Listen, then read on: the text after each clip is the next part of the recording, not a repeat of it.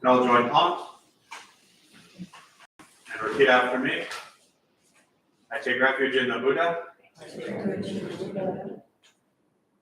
take refuge in the Dharma. I take refuge in the Sangha. Keeping the palms joined.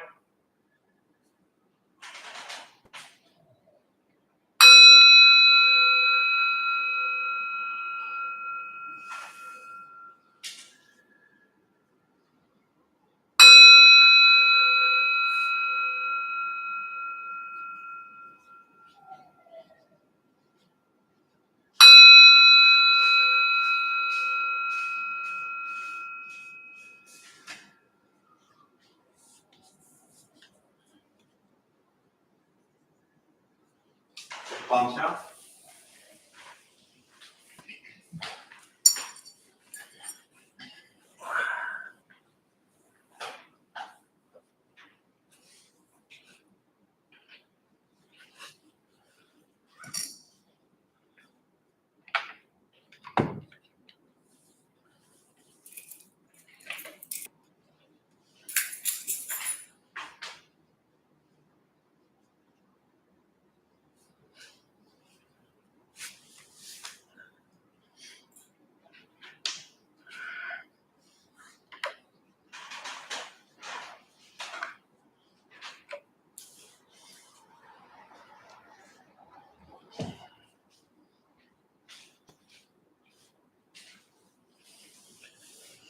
All right, good morning, everybody. How are you all? Oh, I never replied to you. Thank you for the message. Sorry to embarrass you since I saw you guys. Good morning, all. How's everybody doing? Good. Good. What brings you here on a Saturday morning? Cartoons were over. Afternoon ones hadn't started yet. What brings you here?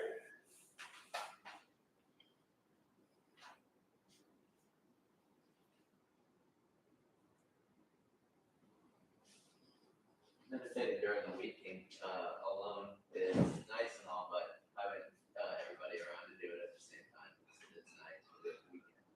So, and I'll just repeat for those at home or wherever they are. Meditating on your own is nice, but being around others is nicer. I'm paraphrasing, of course. Yeah, thanks for sharing. What else? Why show up here? Yes? I'm trying to cope with a diagnosis of a very good friend that was not good.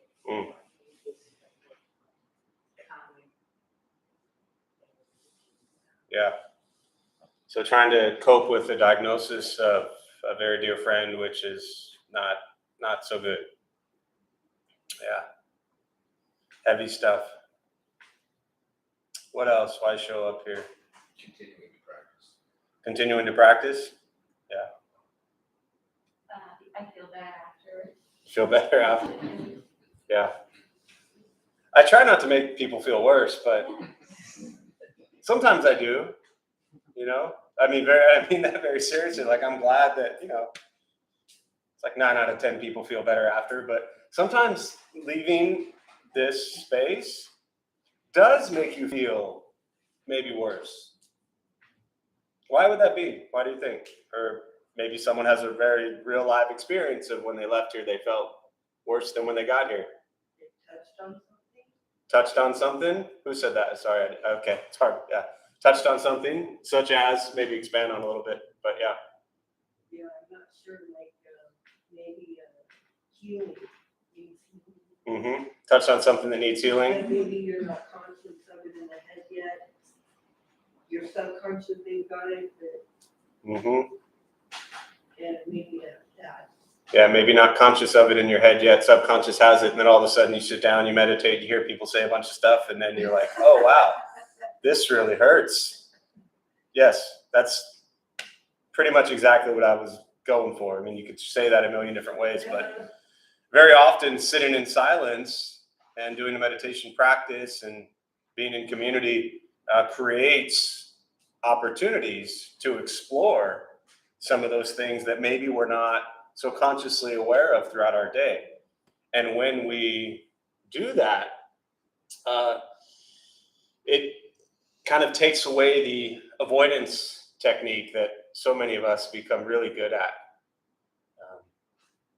Anyone here good at like avoiding issues or problems? And I didn't even finish the question and half your hands went up. I just avoidance and everybody's hand goes up, you know? So we created a lot of, I don't know if I'd call it defense mechanisms, but a lot of ways in our life and throughout our lives to kind of ignore and avoid discomfort, aversion, things that don't sit well with us. Very often in our lives, we've created our own little ways of just kind of placing that aside and ignoring it, pretending it's not there and burying it, and not facing it. And when we do that, then those things tend to resurface and challenge us forever. So this practice of kind of bearing witness, being present, waking up to what's happening in each moment can often create a little bit of pain and not so pleasant feelings. And that's okay too. You know, that's why I point that out, that especially for those who may be brand new to this practice, that the idea that you're just going to come to a temple or a meditation space and meditate and then all of a sudden everything's going to be great is not the best view to have. Again, very often people leave feeling better, and that's great. But and I think also like overall, when I incorporated when I come at least once a week, like, and I look back and like, oh yeah, consistently things were better. for sure. Yeah, so maybe collectively too. Yes. Yeah, that the consistent, diligent practice over an extended period of time. And that way, even if you do have some moments that aren't so pleasant, like you said, collectively and overall, we tend to look back and say, wow, this practice is really helping my life. Even though maybe at one moment in time, it made it a little more challenging, a little more difficult. Overall, and over a period of time, this stuff does tend to help you settle into what's just referred to as reality a little bit easier, as opposed to the illusions that we often get lost in. Or delusions in our mind. So, yeah. So welcome everybody to those who are joining us virtually as well. Thanks for being here.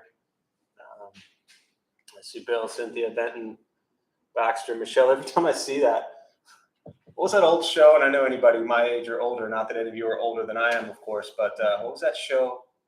Romper Room? Is that right? Did I just pull that out of nowhere? The Mirror. Yeah. Right? I'm not totally making that up, am I? Didn't the teacher at the beginning go around, I spy? Or was that a different thing?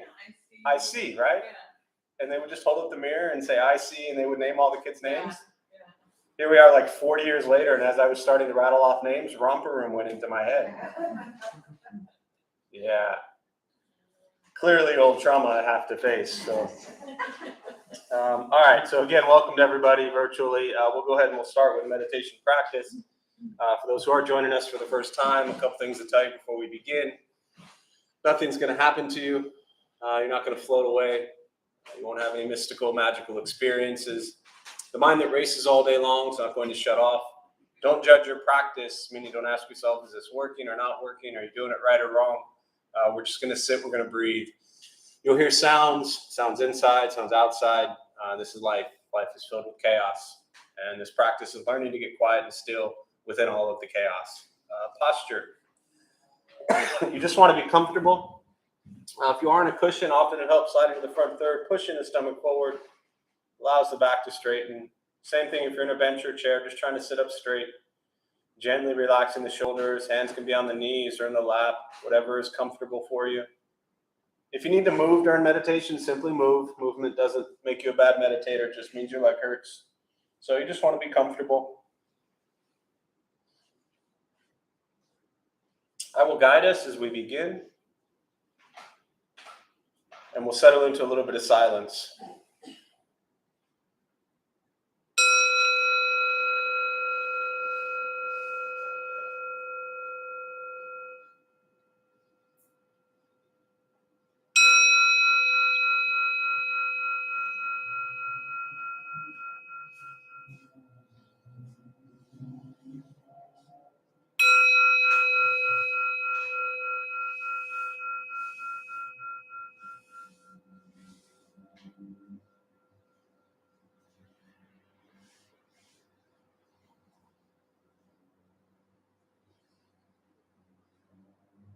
And starting with the eyes closed if comfortable, or slightly open.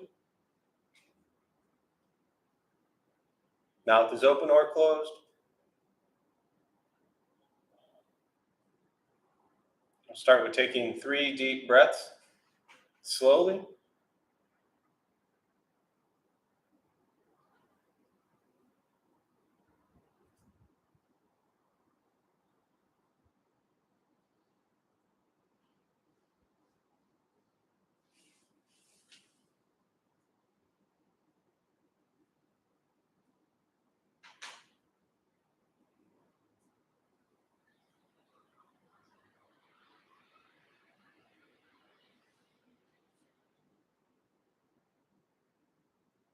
And eventually, settle into a natural rhythm of the breath.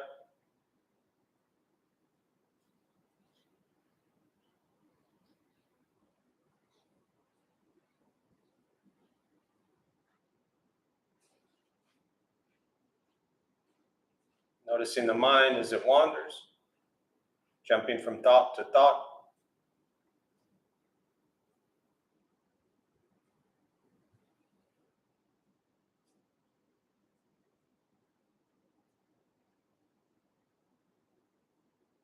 Start with gently guiding the attention, focus to the stomach or chest.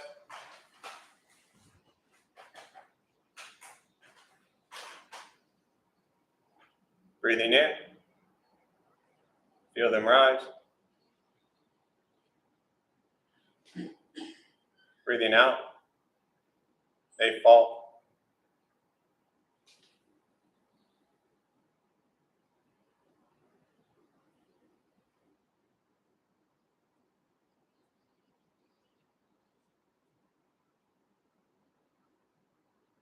Simply continue this practice, observing sensation of breath.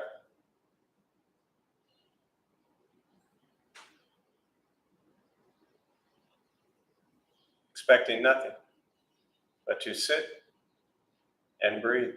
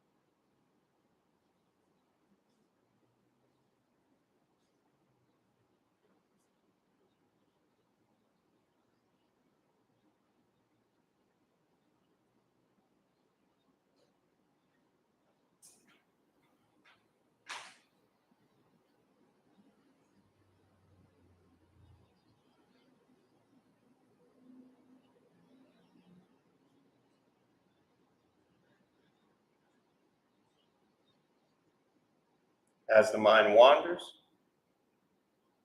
lost in thought,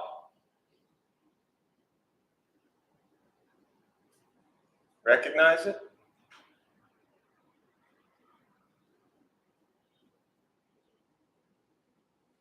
Release that thought.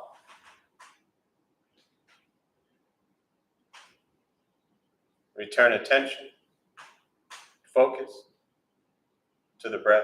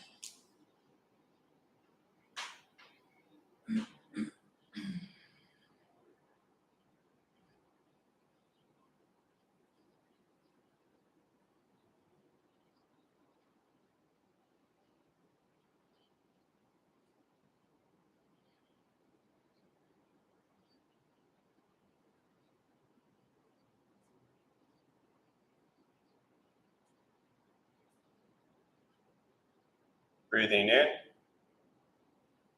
Follow breath in.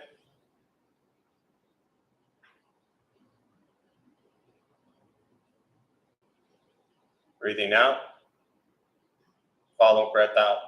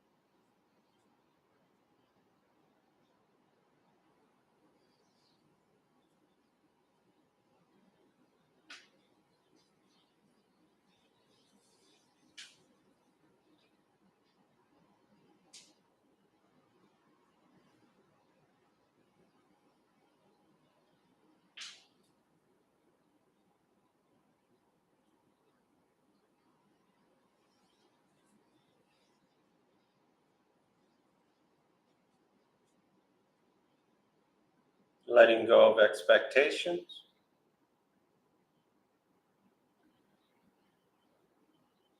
Letting go of judgments from the practice.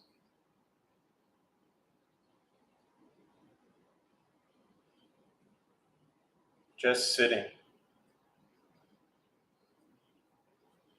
Breathing.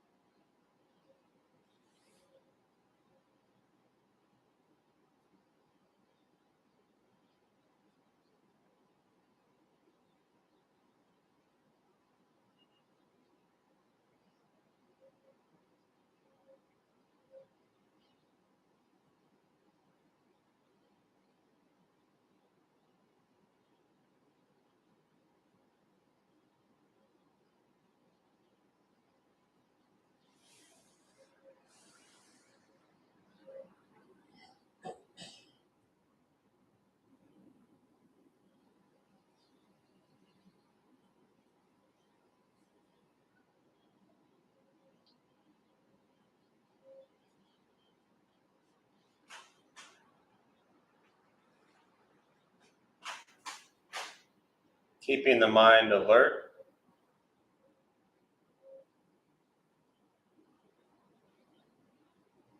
Aware of each sound.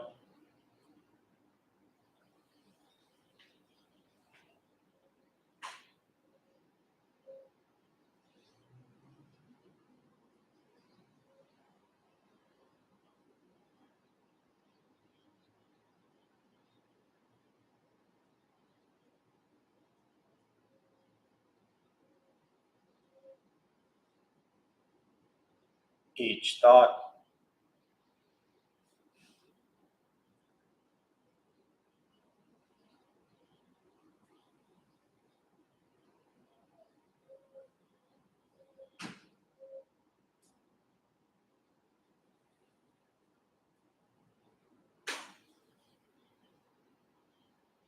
Each physical sensation.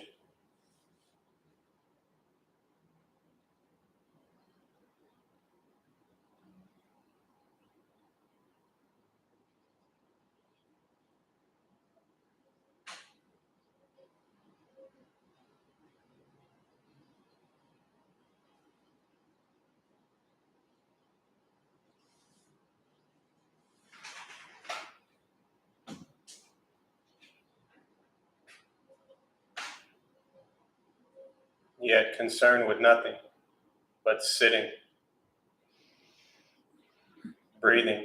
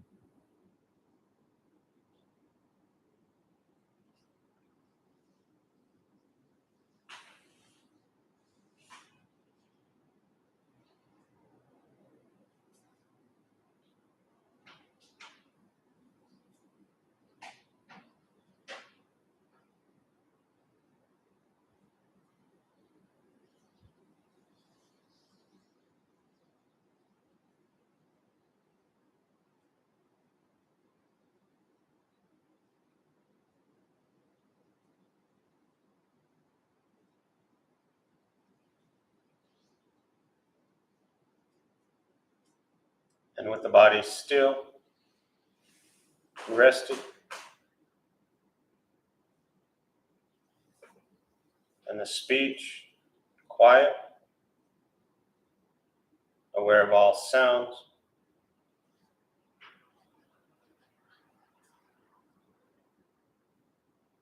and the mind learning to settle.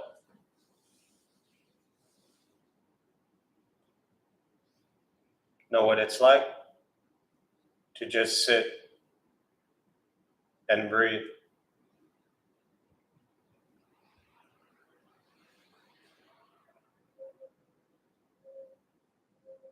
Knowing with each breath, there's nothing else to do.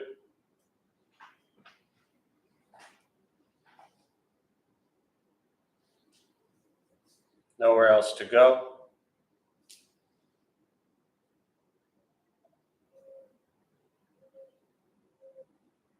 No one else to be.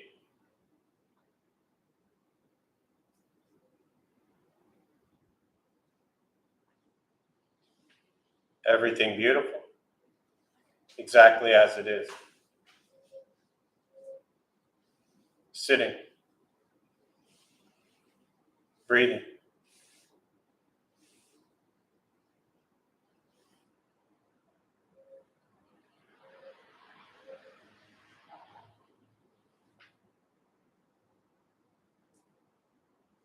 And once again, taking 3 deep breaths, slowly.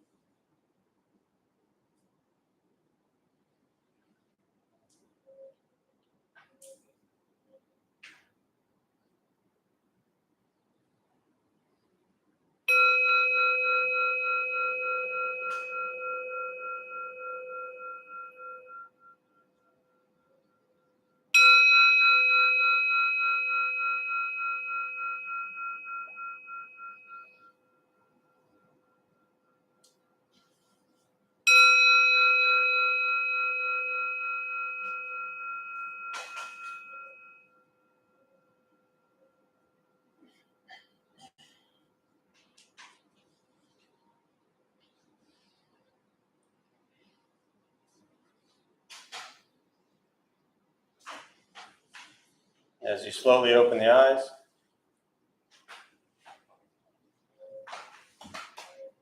slowly beginning to move.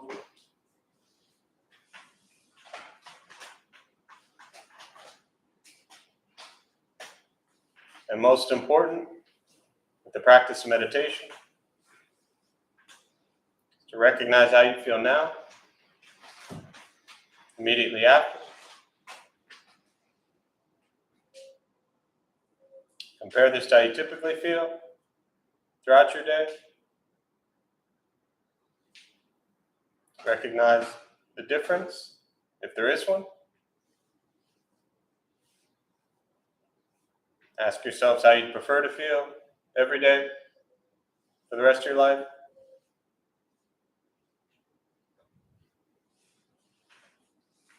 Know that however you feel now, if it's quiet, calm, and still, or a busy mind, racing mind, whatever you're sitting with at this moment, has nothing to do with anything I said. It's nothing to do with how we sit and hold the hands and cross the legs.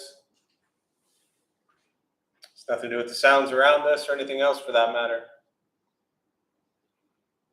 It has everything to do with your own mind and your own mind's reaction to an external condition.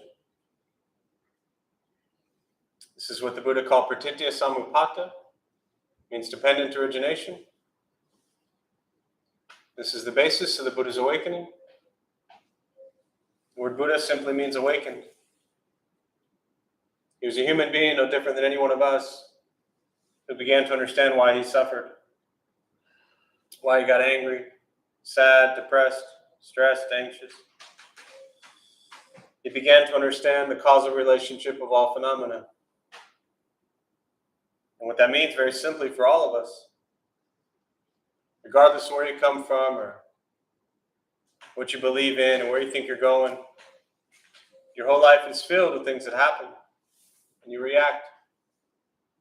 More stuff happens, more reactions, and that's what we get. This practice is learning what it's like to respond to something quietly, peacefully, still. Because for most of us, the way we feel now is quite different from how we felt an hour ago, yesterday. And so all we're working on is closing the gap to where the way you feel now is closer to how you feel always. Just as driven, motivated, productive, successful, whatever that means to you in your respective lives.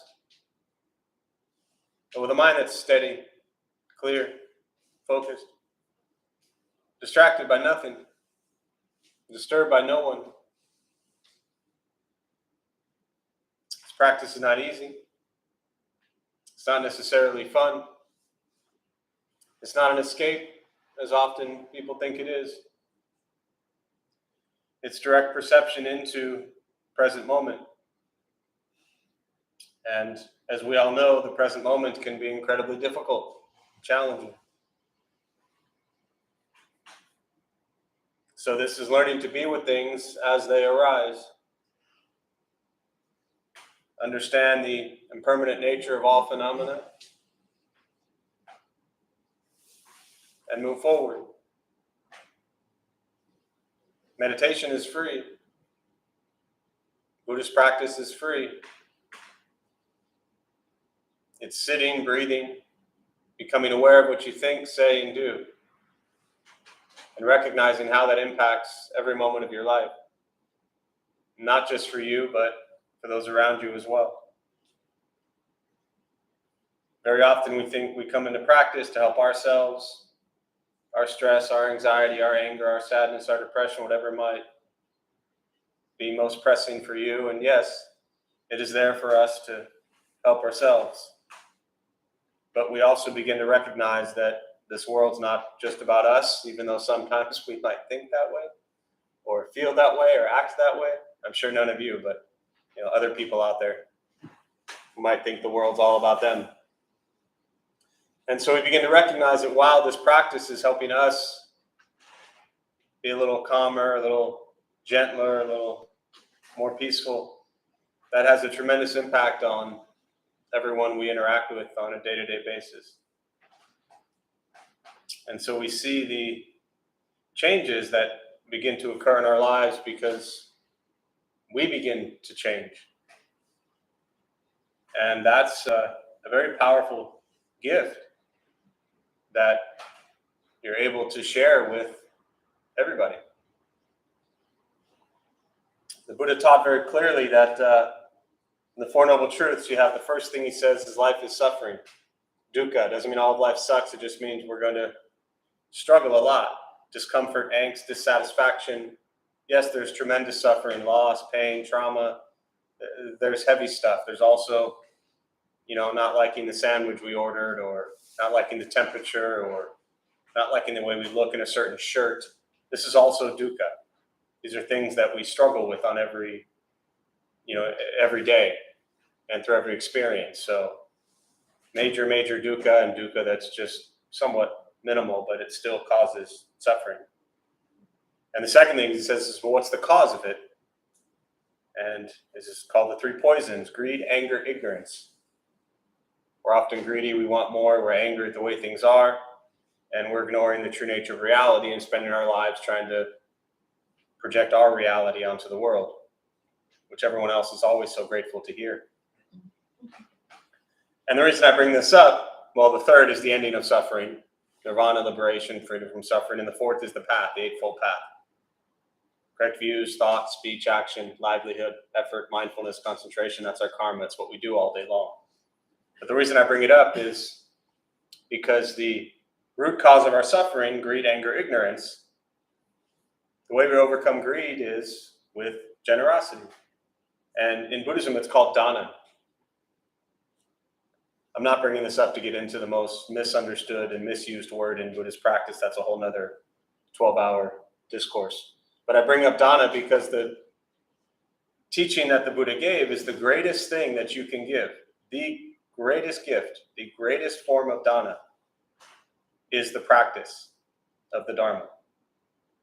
That's what he said. That's what dana is. Dana is generosity. The word dana, D-A-N-A. Sanskrit word, Pali word, I always get confused, but one of the two. It means generosity. And so the Buddha said, practice generosity. And the greatest way to practice generosity, the greatest gift, is to give people the Dharma. Now, I don't mean like stand on the street corner and like pass out, Buddhist flyers, right? That's also not really in Buddhist practice. But give people, as I was referring to earlier, the gift of being a kinder, gentler, happier, more peaceful person. That's the greatest thing you can give. That's what he wanted everybody to understand. Is that as we practice the Dharma is the teachings of the Buddha, for those who don't know, as we practice what the Buddha taught, loving kindness, compassion, joy, equanimity, right, morality, patience, diligence, concentration, wisdom, meditation, all these kind of key buzzwords. As we practice these things, it changes us. And as we begin to change, as I was saying, we give that gift to those who are around us.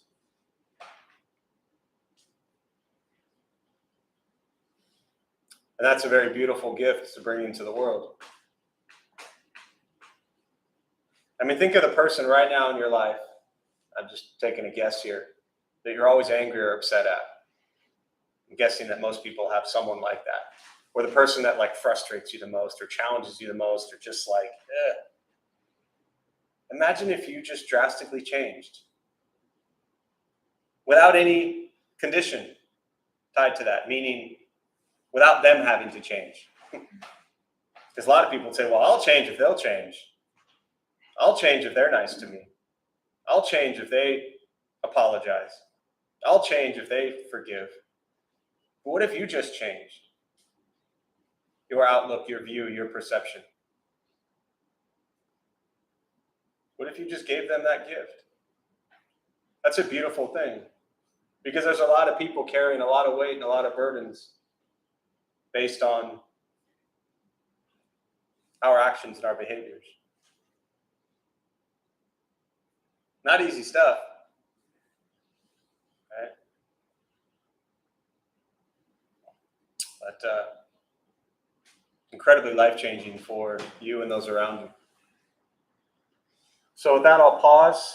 I really prefer just to respond to questions, meditation, Buddhist practice, anything you're sitting with.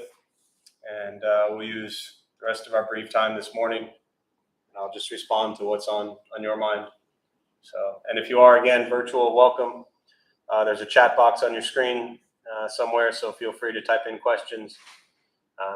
And I'll do my best to respond without any more Romper Room comments. For those who don't know, Romper Room was a TV show like 40-something years ago. It was a kid's show. Huh? Longer than that. Was it longer than that? Yeah, well, there you go. Longer than 40 years ago. 60 years ago? Is that when it came out, really? Oh, okay, yeah. And it was just, it was a kid's show. Like, there was Romper Room and Sesame Street and whatever. So, yeah. And the teacher at the beginning would always hold up a little mirror and, like, say the students' names. I just felt like I owed everybody else who was not familiar with Romper Room some clarification on what you were missing out on. So, I bet there's probably YouTube. I'm sure it's out there. All right. 2 o'clock showing of Romper Room today. Thoughts, questions, meditation, Buddhist practice, anything you're sitting with.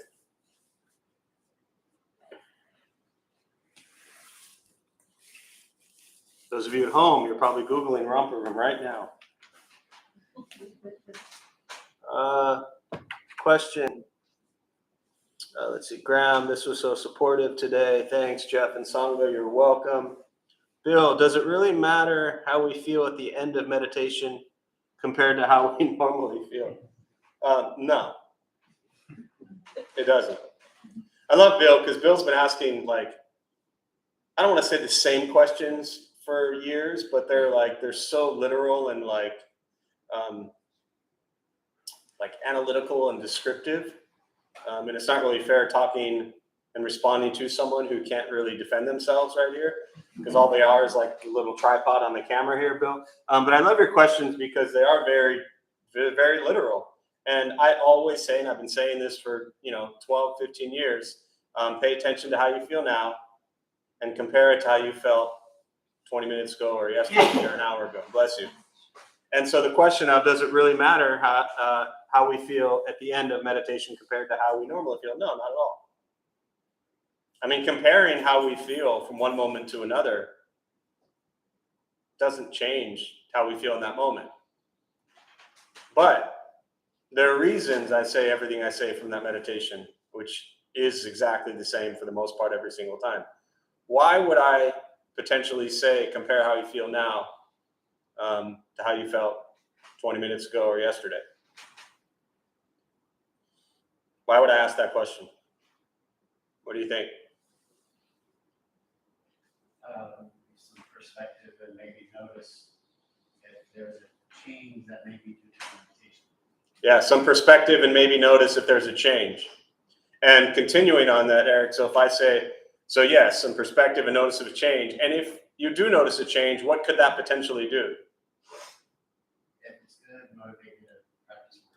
wow, this is working real well. We could go on tour together, you know. If it's good, then it could motivate you to do it more. And that is 100% exactly why I say it. Now, I do recognize that, almost similar to the earlier comment, that there is a chance that after meditation, you don't feel better. Somebody years ago, I'll never forget, asked a question of the old Buddha for you, and she raised her hand and said, does anyone ever feel like there's like 1,000 knives in their head and they're all like chopping you up during meditation practice? It was a very detailed example. But what I loved about it was, it wasn't someone after saying like, oh, I feel so wonderful, I feel so calm. No, it was somebody pointing out like how terrible they felt after meditation, because the 20 minutes of silence or relative silence was like torture for them. And that is often the case for people. So just because you sit silently or even through a guided meditation and breathe, it doesn't always mean you're going to feel better. But in my experience, sitting with enough people over a long enough period of time, for the most part, I'm a believer that a majority of the people tend to feel a little bit better, calmer, slower, more relaxed, whatever words you want to put on it, after meditation. And what I am really going for with that question of, you know, compare how you feel now to a different period of time, is to hopefully see, wow, there's a difference. And then the question is, well, who created that feeling? So if you feel calm after meditation, who made you feel calm? Yourself. Who you stuck with all day long, like it or not? No offense. Yourself. So what that teaches us is, you don't need any person, any place, or anything to help you feel calm. It wasn't the meditation that made you feel calm. Meditation is a completely separate thing from you. It was your response, your reaction. Meditation is simply a trigger. And what do we have every moment of our lives? Triggers, our responses, our reactions. So hypothetically, and I'm not a big hypothetical person, but hypothetically, you could respond to somebody screaming in your face the same way you could respond to meditation. We don't. It doesn't tend to work that way. But that's why I want people to see, what does it feel like right when you open your eyes? Right? Anyone here have road rage, and when somebody cuts you off, you want to like scream at them, yell at them, or give them fingers you shouldn't give, right? So one example I used to give years ago always was after meditation, like the moment you open your eyes, imagine if you were driving at that exact moment and somebody cut you off. Would your response be different? Possibly, potentially. Now here's the catch. How long does that feeling tend to stay?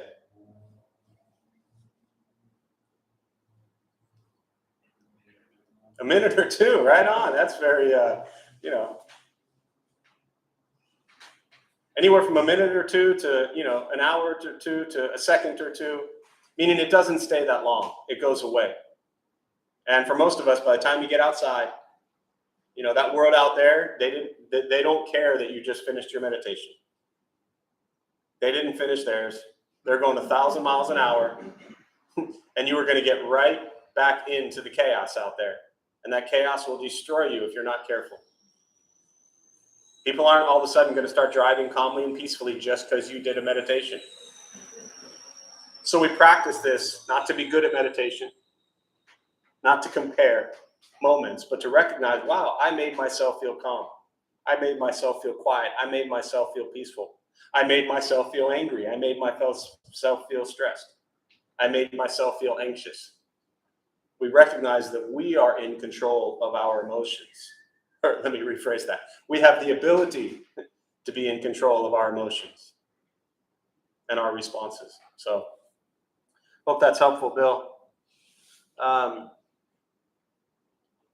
I'm in mindful or more calm or embodied feeling at the end of my meditation, that helps later in the day to use this as a reference point. Yes, exactly.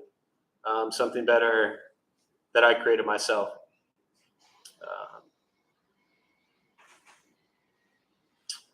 Baxter, I was coming to meditation in the mornings. It was really helping. I'm at home because I have COVID right now. Hope you're doing well, Baxter. I plan on joining classes in person once this is gone. Looking to learn more. Bill, great answer. Thanks, Bill. And yeah, Baxter, hope you're doing well. Other questions? Meditation, Buddhist practice, anything you're sitting with? Yeah. You mentioned the word angst. Angst. Yeah, and I've been aware that I'm in a state of angst. I'm probably the only one in the room that ever has angst. But, I noticed I was in a state of angst, and then angsting about being in a state of angst. And then we went into meditation, and the things that I was angsting about, I found, the thing all of us have in common is the breath. You know, politically, religious, whatever, we all have breath, and I felt this calm. Then my mind did its thing, and I was angsting when we came out of it. So Yeah. when you said pay attention, what I was paying attention to is that I'm capable of being still and feeling that. And how do I experience that in my waking life? You know, when I get out of bed in the morning, not just when I'm meditating. Mm-hmm. That's why this ritual is important to me, because it anchors me back in the possibility of living without angst. Yeah. Yeah, it's great. And it really, if there was a question there of how do you practice this even more so, it's just a practice. Our ability to recognize, as you said, that regardless of what other people's views are, they have breath. They're human. Whether you want to think of them as humans or not is up to you. They have breath, they have a heart, and they have a life full of experiences just like us.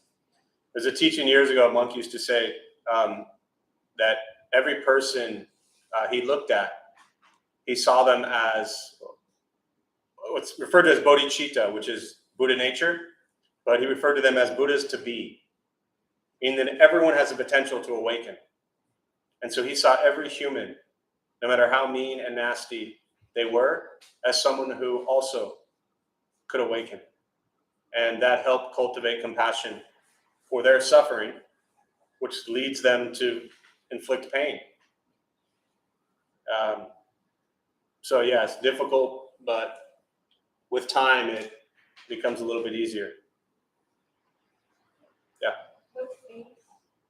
Angst, I mean, then we're getting into like, for me, angst is kind of like anxious, anxiety, discomfort.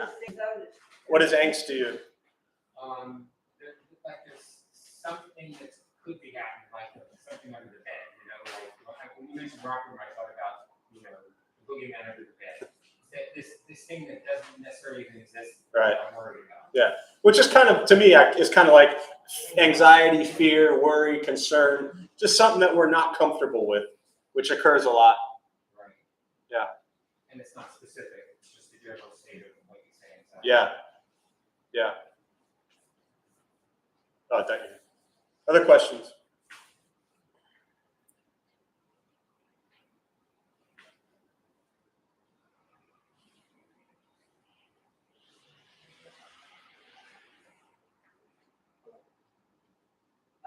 When I meditate, I see like colors, like purple, red, green, almost like a lava lamp. Do you have any? Lava lamps are cool. I don't know. I mean, anytime anyone asks a question, which they do a lot, you know, it's a good question about, and it always starts with when I meditate. It's almost like I already knew my response. As soon as you said when I meditate, every person has a different experience with meditation. And I try not to get wrapped up too much in trying to correct or fix or like put a stamp of approval on, or that's wrong or bad. I don't think that that's healthy in a correct view. I think correct view is to understand that when all of us sit with our eyes open or closed and do a meditation practice, we have different experiences, and to just be aware of what that experience is. Is it pleasant? Is it unpleasant? Is it neutral? And one thing in a similar way that often people will say, well, when I meditate, they phrase it differently, but one example is some people will just say, when I meditate, I fall asleep. Or they'll say, when I meditate, I went into such a deep, you know, I always love these descriptions, and I don't mean this in like a mocking way, even though it might potentially come across that way. I always love, and this is very often with new people, especially working with college kids, where they say, well, when I was in meditation, I was in such a deep meditative state, I didn't even hear the airplane. That just meant you were asleep. Right? Meditation is not like going to some deep, dark abyss somewhere. It's actually waking up to what's present moment.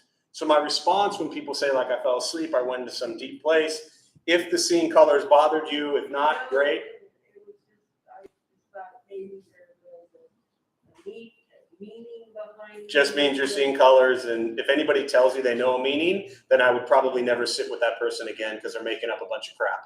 Okay. Yeah. The last thing, the last thought I had on that before I lose it is that what's important to me is to recognize if you have visual experiences during meditation that are bothering you or unpleasant potentially, or even pleasant and you want to maybe go away from them. For me, and this is the Zen practice, but for me, the meditation practice isn't eyes closed, it's eyes open. And one simple way to stay awake during meditation is keep your eyes open. Because how do we live our lives? Eyes open or closed? Open. And so this practice isn't about blocking out the world, it's actually waking up to it. Well, I kind of like the color because it's soothing. Yeah, there you go. Yeah. So, yeah. Yeah, I was just thinking another way to think about that, or one admonition, maybe that's too strong of a word. Meditating is about whatever arises, right? Whether it's a color or a vision or a thought or a feeling, or dualistically is it good or it is good. I think the goal, you can correct me, but is that I don't fixate on it. In other words, I don't attach to this thing, so something kind of arises, like, oh wow, but don't, like, ooh, what is this? What does this mean? Well, it this keeps my mind quiet. Yeah. Sure. Yeah. Awesome. Yeah, just the awareness of what arises during meditation. And the reason we do this is because what happens when we're going throughout our day today, right? Can you just be aware of what arises during your day? And if you're going through your day today and an unpleasant thought arises, what's the likelihood of you setting that unpleasant thought aside and moving on versus the likelihood of you recognizing that unpleasant thought and then doing a bunch of unpleasant things or saying a bunch of unpleasant words? That's what we're most conditioned throughout our lives, most of us, to do. An unpleasant thought leads to unpleasant words, leads to unpleasant actions. But then unpleasant thoughts just temporary. But that's what we'll grab onto. And so that's why regardless of what arises, pleasant, unpleasant, or neutral, don't grab onto it. But again, it's not about being good at meditation. It's about throughout our day when unpleasant thoughts arise, just see them as unpleasant thoughts, as temporary, as illusions. And they will pass. Yeah. How do bodhicitta and nirvana relate? And are those things that people can attain, or is it just the Buddha that did that? Yeah, so let me just sum up bodhicitta and nirvana with the church bells going. This would be simple. So how do bodhicitta and nirvana relate? And is it something that we can achieve, or is it like reserved for just the Buddha? All right, that was your words, those are mine. The last part. So to back up a little bit, just as to explain for those who don't know, bodhicitta literally translates to Buddha nature. So bodhi is Buddha, citta is nature. Bodhi means enlightened. So when they called Siddhartha the Buddha, they just were referring to him as the awakened one. It's just a name, Instead of calling him dude, they called him the Buddha, right? The awakened one. And that's what kind of stuck, and that's what he became referred to as the Buddha. And what the Buddha taught is that we all have, and I'll close with this thought on this question, is we all have bodhicitta. We all have Buddha nature already within us. I'll jump to the nirvana part in a minute, but so the idea of, is it something to attain?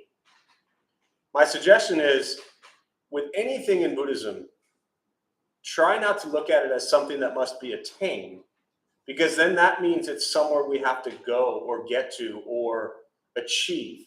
And then we create a goal or a benchmark. And then with goals and benchmarks, we create success and failure. And then we create judgment. And then we think we suck and we're terrible Buddhists and we say, screw it.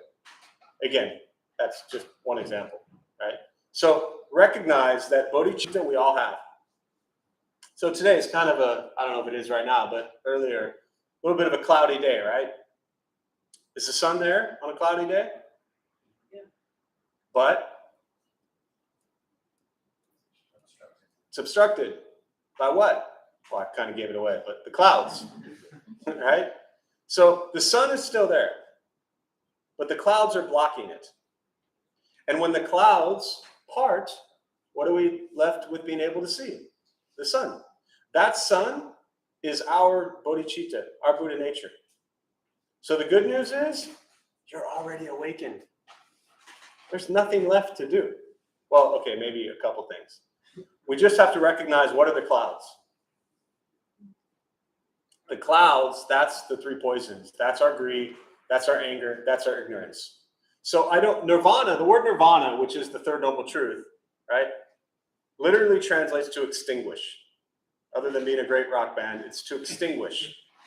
It's like you blow a flame out. That is nirvana. So the question in nirvana is like, okay, well, how do we get there? And again, going back to my earlier response, it's not about getting there. It's about recognizing we're already there. We just can't recognize it because we got too many clouds. And so I tend to look at awakening, the enlightened journey, the cultivation of bodhicitta and Buddha nature is not a gaining or getting to, it's more of a stripping or removing. And what we have to remove is the clouds. The challenge is, here's our greed, here's our anger, here's our ignorance, and we're like, okay, I'm going to keep all that, but I'm going to go search for nirvana. So as we're over here looking for like all this enlightened stuff, and we think it's at every temple or with every nun or monk or at every Buddhist book, or we're like, where's nirvana, where's nirvana? I'm going to get there, I'm going to get there, I'm going to get there. And yet we're sitting over here getting pissed off, yelling, screaming, and arguing with those we know and love. It doesn't work that way.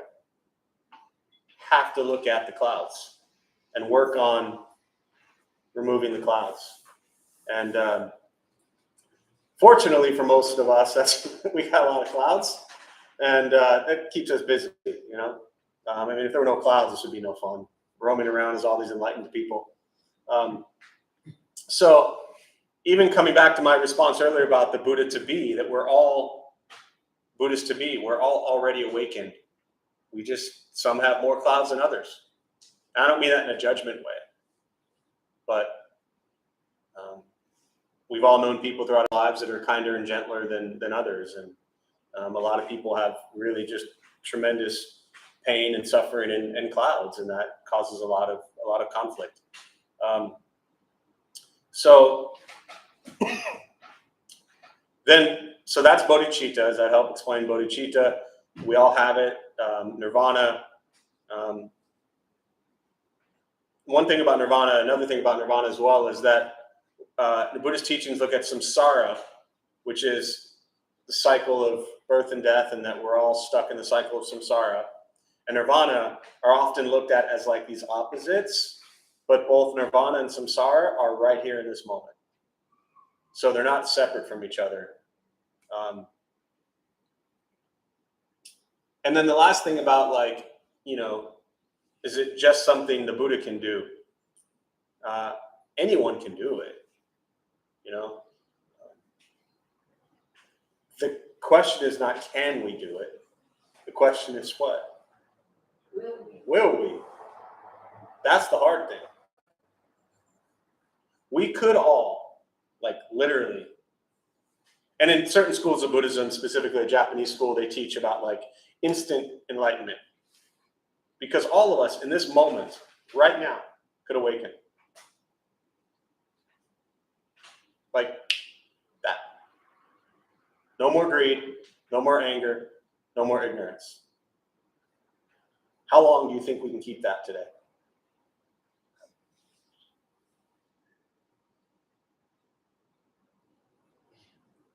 Well, you'll see when you're trying to get your shoes and somebody's in your way. You'll see when you need to go to the bathroom and somebody's in there longer than you want, right? You'll see when there's like paper towels you want and it says in big bold letters, take one and you take four, you know? I could go on, but I try to have you leave feeling better than not. So I'll leave it at that, you know? But you'll notice today, from this moment on, greed, anger, and ignorance is the practice. So good luck. All right, so we'll join palms as we close.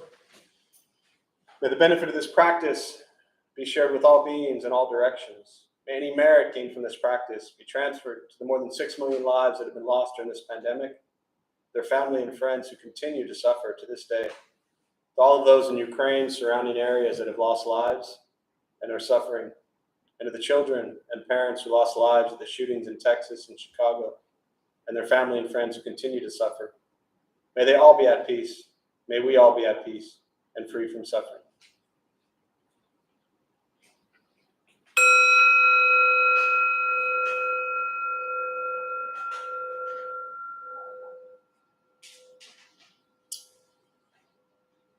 All right, a few quick announcements before you all head out. Thanks for being here. My name is Jeff. I'm a Dharma bum. We opened up this temple 15 years ago to introduce Buddhist practice to those who show up. Those of us who lead, we're not monks, we're not nuns, we're not gurus, we're not masters, we're not teachers. We're not looking for students, we're just practitioners. We do our best to take our unenlightened views of Buddhist teachings and share it with those who show up. So again, we appreciate you showing up. Just about every night we have different practices going on, different people leading from a different Buddhist tradition. Recovery Sangha, so anyone battling addiction, drugs, alcohol, life, whatever it may be. We have those classes just about every night. A few are still on Zoom, but we also have a few here. Family Sangha once a month, met this morning. Day of silence retreat, so the first Saturday of the month, 20 minutes of silence isn't enough. You can do it for 4 hours. It's phenomenal. And then other than that, yeah, as I keep saying, it's just nice to feel like we're getting into a rhythm and kind of this nice steady being open. So after 16 months closed and all that, and then open 6, then close 2, it's nice to just be open, and hopefully we're just going to continue heading in that direction.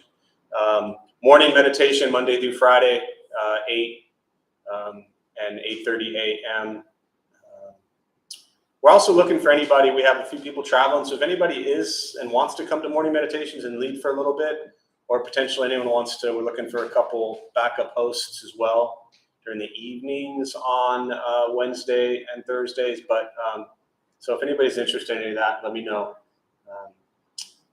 Yeah, Buddha for You also open downstairs if you need anything. I don't see Kira or any of the regulars, but if anybody wants to sweep outside or water, definite help is needed out there. Just kind of sweeping up, picking up outside. There's a list by the door if anybody wants to, take out trash, wipe down door handles, whatever it might be. Opportunities to really just kind of help take care of the space, because we don't have a cleaning crew, and we are that cleaning crew. So thanks all for being here. I wish you well. We'll see you soon.